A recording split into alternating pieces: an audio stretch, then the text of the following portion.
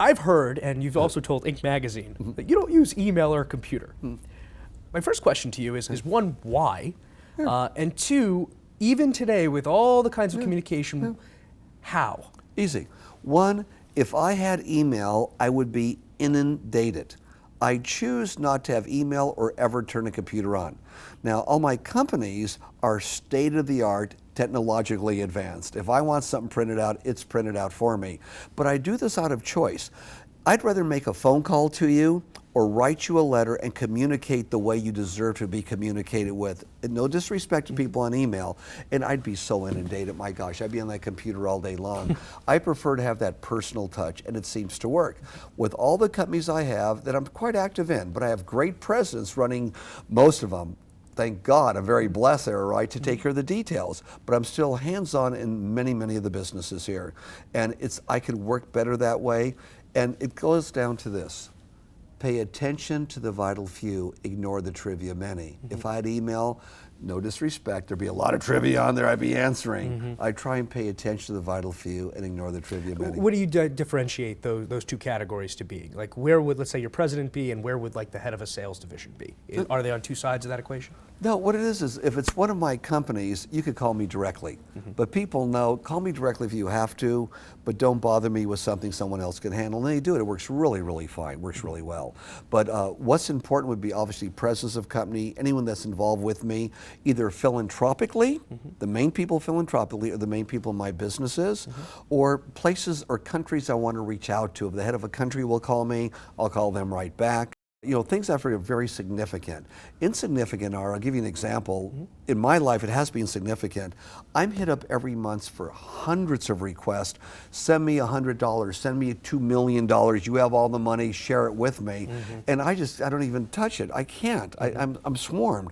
I do so much philanthropy now. Everyone expects that, whether it's a $2 million mortgage or, hey, I want to start a new business, send me $50,000 because you have money I don't, that people should do it. Well, that's not true.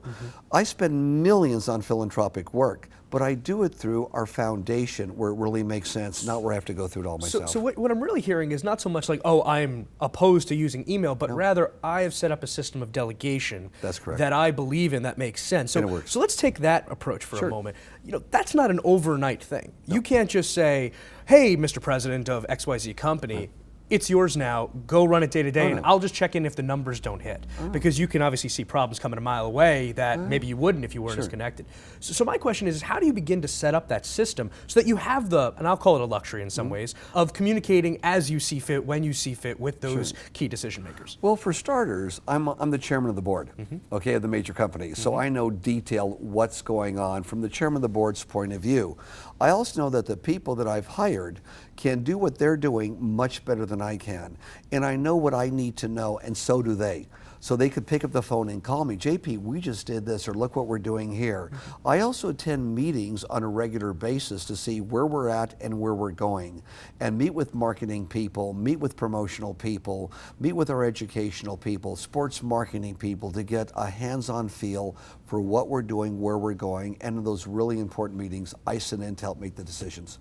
So we're today in the 24/7, 365 culture of social media, email, all these different kinds of technological innovations that are meant to make it so instant that if you are talking to someone on the other side of the world, you should be able to do it at the matter of a moment. Do you think that's hurting business? Do you think that too much instant communication is sort of becoming problematic for real business development and growth? I think it is good. I don't think it's problematic at all. I think it's very, very good. What people also learn is how to say more words with fewer actual words that you have to say. And my staff knows this. If you get something to JP, you have it in 2 pages or less, or he's not going to read it.